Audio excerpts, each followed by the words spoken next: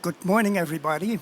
We will start now this career talk, and it's my pleasure and honor to introduce Carmen Vleggeert-Lankamp. She's professor at the Leiden University Medical Center, director of the research in neurosurgical science and especially spine. Also president of the Cervical Spine Research Society Europe, and also chair of the Research Council here in EUROSPINE. So, Carmen, tell us, how did you come to there? Well, with hard work. I guess so. Well, actually, it is. I'm very enthusiastic for the job I have, and well, during all that time, I focus on what I like the most to do, and that is both surgery and research, and also some management. And well, it's also a bit of luck with the opportunities you're being given by the by the colleagues that you have. And well, it's not always easy, of course, but keep a good spirit. That's also very good advice. But tell us about your studies. I think that is quite interesting, what you managed to do there. Yeah. Well, what I did is I wanted to study medicine, and it was not a long-standing wish. It was just something that I thought of at the end of my secondary school. But in the Netherlands, by then, you had a lottery system, and well, I was not lucky. So then I started studying pharmacy, and 1 year thereafter, the lottery was lucky for me, so then I could start to study medicine. But then I decided to study both. So during my study, I studied both pharmacy and medicine. And well, pharmacy is a lot of fun during study, but I thought it might be nicer to be a doctor, so I also wanted to end that. As a doctor?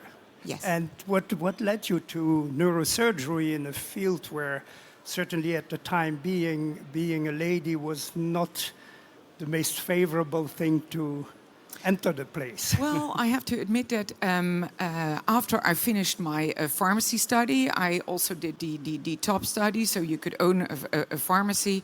But and then I thought I wanted to go into the companies, into just earn a lot of money and wear nice suits in companies. But then I started to do my internship. And then I thought, this is where I belong. So first I started with internal medicine, and internal medicine, I liked it a lot. But when I came to the surgical part, then I thought, well, now I'm home. This is what I really like. So then during that time, I thought, well, I want to do something surgical, but well, I wanted to make it a little bit more complicated. And when I was in my neurology, then I thought, maybe neurosurgery. And then someone said to me, oh, neurosurgeon, you as a female, you can never become a neurosurgeon. Well, don't say that to me. Then I'm extra motivated. So. Fantastic. So the take-home message there is, I think, passion. Passion, and if you really want something, try to get there. It may not always be possible, but you could at least try. Nothing to lose. Yeah. And just do it. Yes. And what led you especially to the research and spine? Because you had then the choice to be more brain surgeon or spine surgeon. So what led you to spine surgeries? Well, what I during my residency to become a neurosurgeon, I was offered also to do a research program, and by then in Leiden we are big in peripheral nerve surgery. So I was offered a project on peripheral nerve surgery, and I liked that a lot. And during my student time, I also did some research. And pharmacy is actually also a laboratory study, so I knew that I liked research. So I accepted this offer very happily, and I did my PhD on peripheral nerve surgery. But along the way, I found out, on the one hand, that the team was not, well, exactly what I liked. What I liked during those times was spine surgery. I liked the people, and I liked the type of surgery. And then I thought, well, for the rest of my life, I'd like to do research, but then preferably in that what I do with patients during the day. So that's why I switched to spine surgery after doing my thesis. In between the peripheral nerve and the brain. Yes. Yes, and what is your proportion now between research and really neurosurgical work? Well, in the clinics, I mean. Yes, I understand. Well, nowadays it is almost half-half.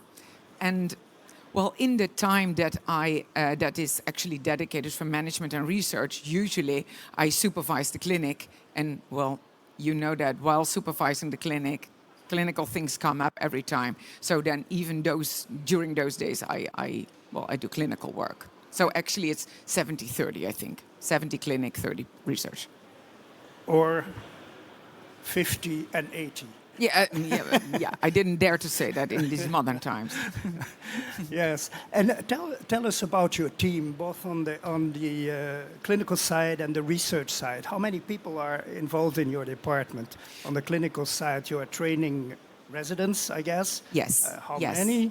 Well, on the clinical side, we have in our department in Leiden, we have 12 neurosurgeons now, and we have a close cooperation with the clinic in The Hague, and there they also have 10 to 12 neurosurgeons. And in our clinic, we have 5 surgeons dedicated to spine, and in The Hague, they also have 5 or 6 dedicated to spine. So with that team, we regularly do our meetings. Or we do our meetings actually in Leiden, and we can also confer with the ones in The Hague. We have 6 residents in training, and we also have residents not in training who help us out on the clinical work. And in research, I have now 17 PhD students. 17? Yes, and they're not all working. There are some working on a day-to-day full-time, but there are also a lot while they do research, in between. Like in the Netherlands, after your bachelor phase, going into your internship, there's usually a waiting time, like 1.5 years or even 2 years. And people like to do research, and I like to support them. Okay, great. And yes, for those of you who don't know, Leiden and The Hague are very close together, there is no geographical issue in going from one place to the other. Yeah. And what is your research project at the time being that you are really... Well, we have actually three arms. One of the arms is the thing that we started already years and years ago, that's evaluation of care. So that is like what we just heard, that is if you're doing an intervention, is that really better than just conservative care? And from cervical spine, thoracic spine, and lumbar spine. And that's very rewarding. And then we have another treatment of another research arm, and that's about the background of radiculopathy.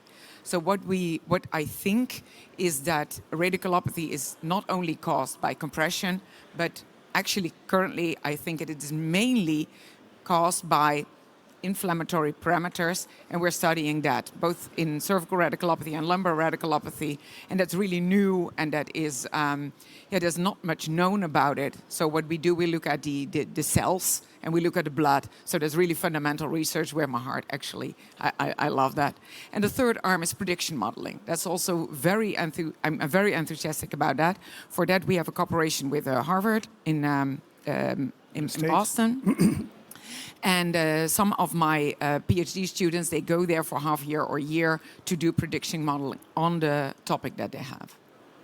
Yeah, and you published a lot on outcome and expectations, I think. And at the time being, we know that now, but the patients probably don't know. How do you address that in your clinical practice and with your residents, which are the first to see the patient often? How is that implemented and taught to be able and capable to effectively inform patient in your place? Yes, that's a very good question. So what we like to do is to have the research that we do to at least get it known to our own residents and also nationally and preferably also in Europe, to convince the doctors that surgical is not always better than conservative, and conservative is vice versa, not always better than surgery. But what we really want to do, and that is something for the future, is to use those prediction models in the room Clinic. with the patient itself. However, I have to admit that it is very difficult to get through all the regulations to be able to put those prediction models on the hospital computers, and also to use data gathered from patients for other patients. Ethical committees still are very hesitant for us to do that.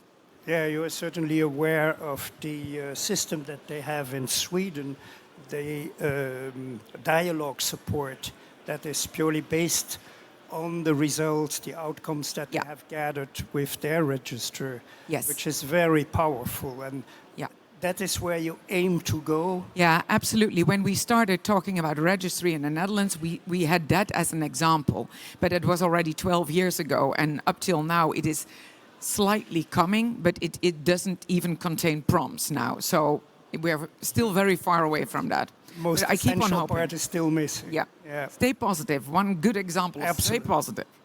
But it is interesting to see that all these laws to protect the patients finally return a little bit against them. And Absolutely. at least Yes. their improvement. Yeah. And so what's the future in your research?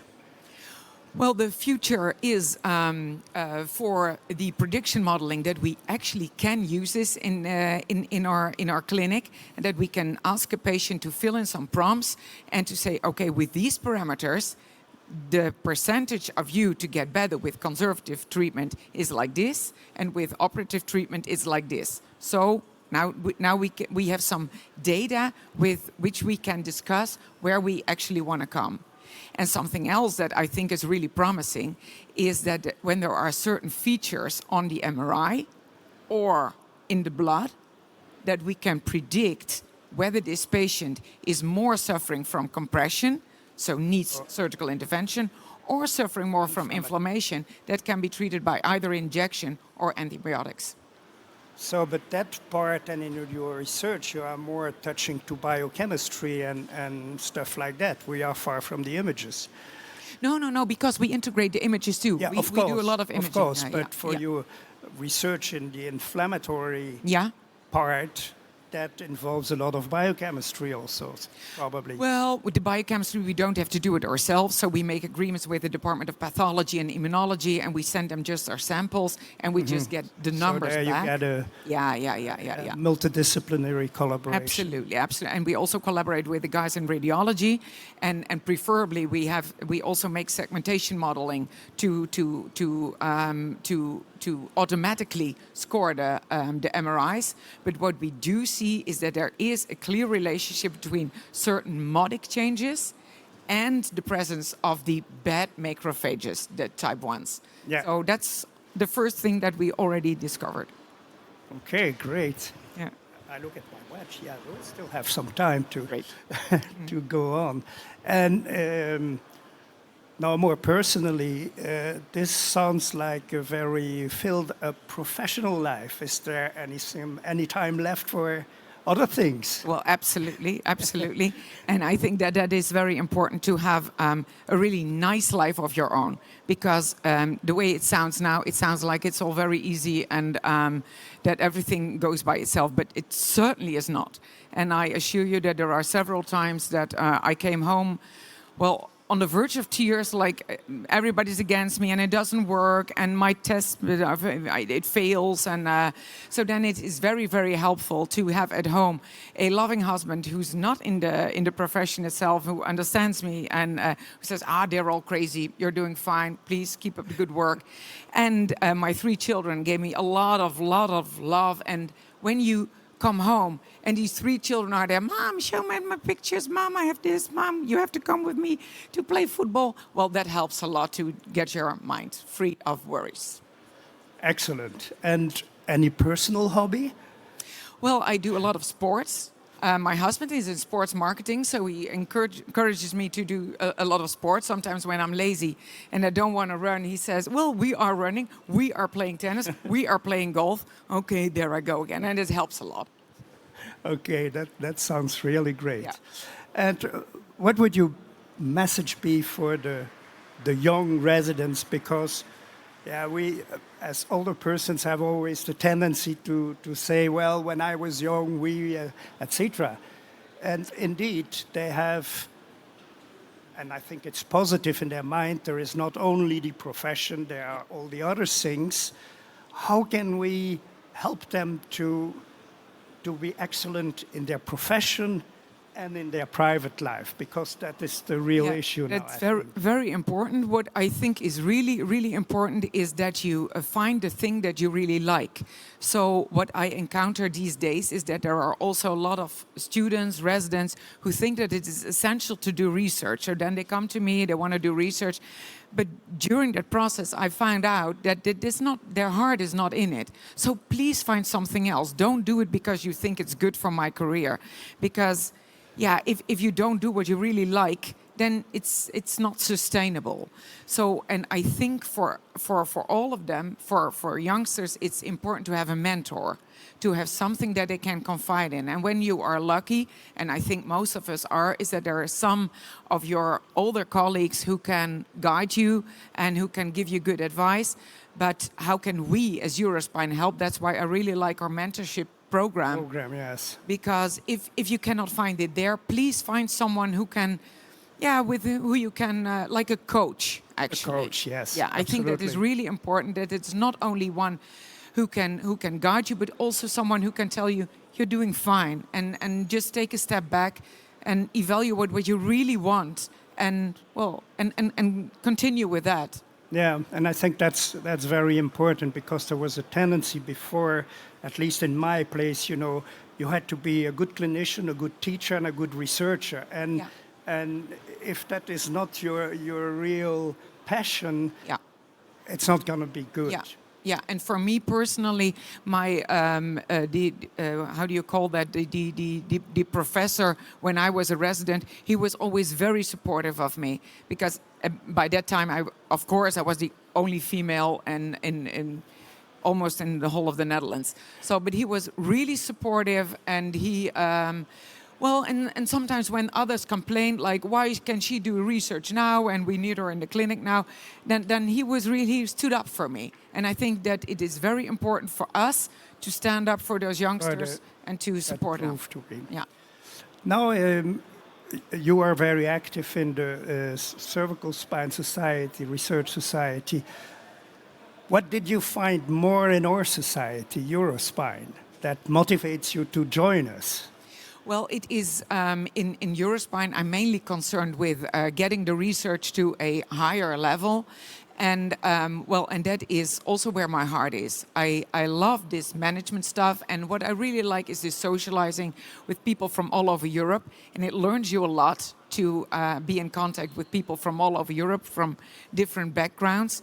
But what EUROSPINE allows me to do is to focus more on this research and to get it to a higher level. And of course, EUROSPINE is way bigger than a Cervical Spine Research Society, and more general, because cervical is what I really like, but lumbar is also really interesting, and the patients in lumbar surgery are we have much more patients there, so a lot of more data, and EUROSPINE is interested in that. Yeah, and I think that you should all know that each of you is really welcome to become active in our various activities. It could be in the research, it could be, we have many committees, so you should really go over the website and see what could be interesting for me. I don't know, you were there in the previous presentation with the patient line. Of course, the spine tango, we all need people there. And I think that the issue of providing data and participating to registries, it is difficult to get older people involved in it. I know my results. I don't need that.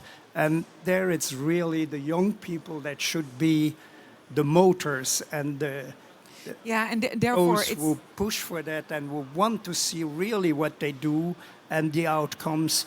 And there is no other way than registers to do that systematically and to know what you do. You agree with that, I guess. Well, thank you.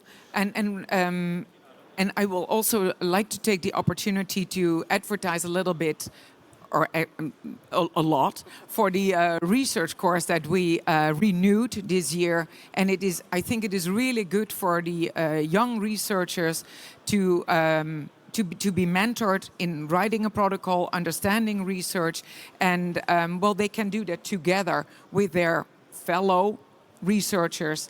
And I think it's a good step on the way, and they are mentored in doing research. So I welcome all of the young researchers to attend that course, and please stress it with your youngsters. You're also welcome to join it yourself. But I think it's a great opportunity to get somewhat ahead in research. Yeah, even more so that if you come up with interesting research projects, you even can get funding through EUROSPINE. So you learn to do the research, you have mentorship, and you have, at least in some proportion, finances for a pilot study or just to start off. And I think you did a great job on that. And, well, that is a never-ending story, of course. I hope. And probably the people that will solve the collagen problem, for example, the aging of collagen, maybe are among us now. I don't know if I will be still alive to see that, but... We keep on striving. Exactly. Yeah. Is any of you wishing to ask a question to Carmen? Yes, please. Alice from Italy, thank you very much for sharing your story with us, Carmen.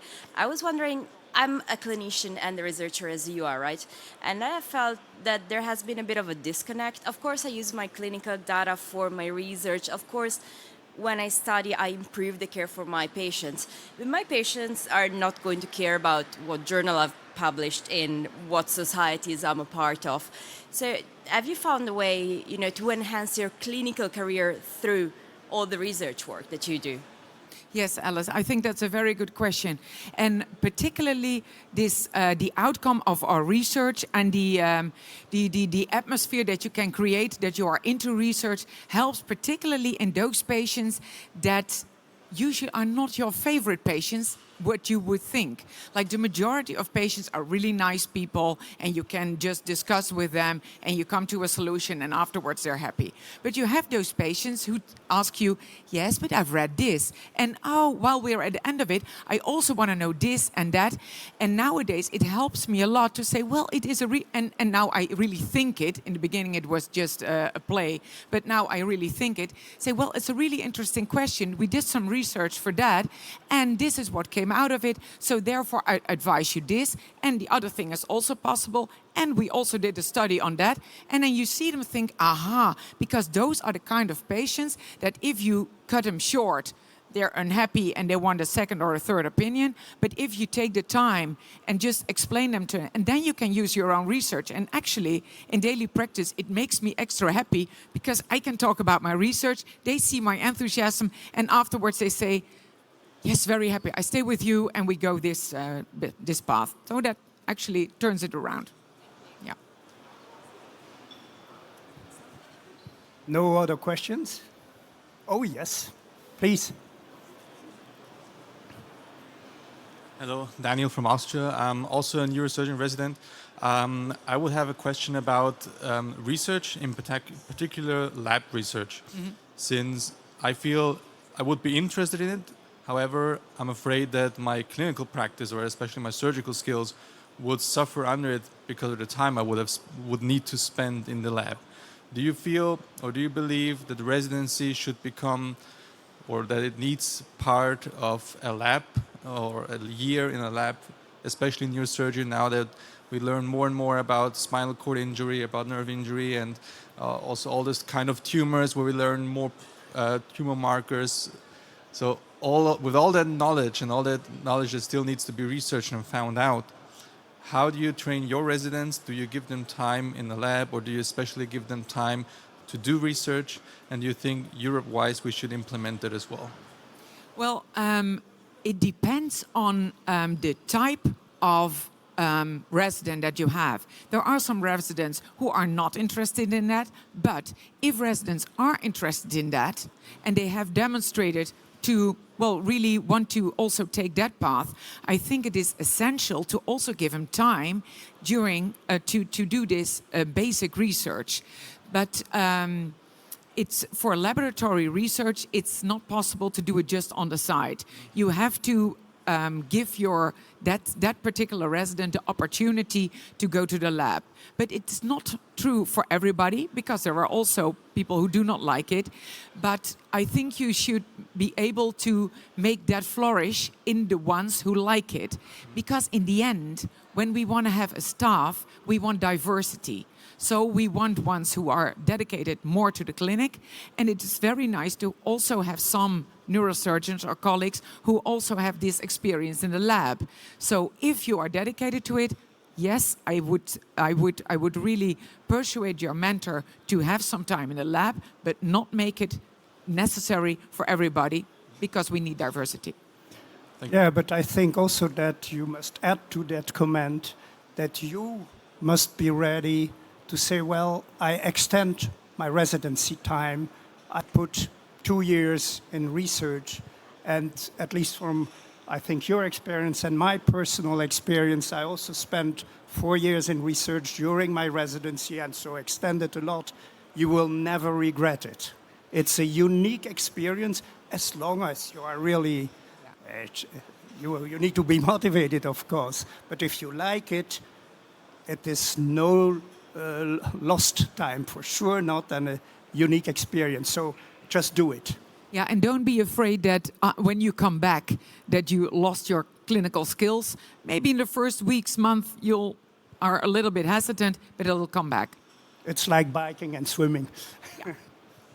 Okay, well, I think that the time is over now. Thank you for staying there, and good luck in your coming careers. Thank you, Carmen.